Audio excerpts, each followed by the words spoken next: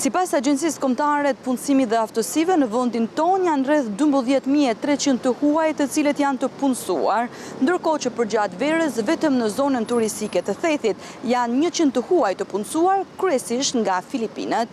Gjesalin është njëra prej tyre.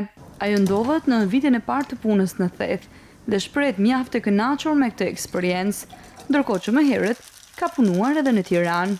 I came here first in Albania. I work in Tirana. Kur kam ardhur në Shqipëri për herë të parë, kam punuar në Tiranë për një vit si banakiere dhe pasi më mbaroi kontrata, erdha këtu në Theth se ma sugjeroi një mike imja. Në Tiranë është mirë nëse të pëlqen jeta e qytetit, ndërsa këtu është natyrë shumë e bukur, pamje e mrekullueshme.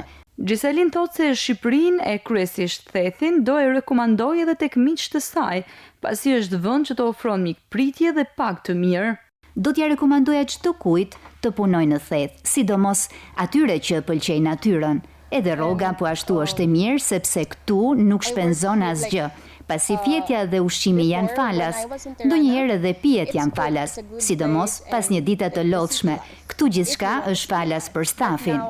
Në kulmin e sezonit turistik, historia e Gjesalin është vetëm një nga shumë shembujt e punonjësve të huaj që kanë zgjedhur Shqipërinë për të punuar, një realitet që po e kthen këtë destinacion jo vetëm në një atraksion për turistët, por edhe në një vend të preferuar për të jetuar e punuar.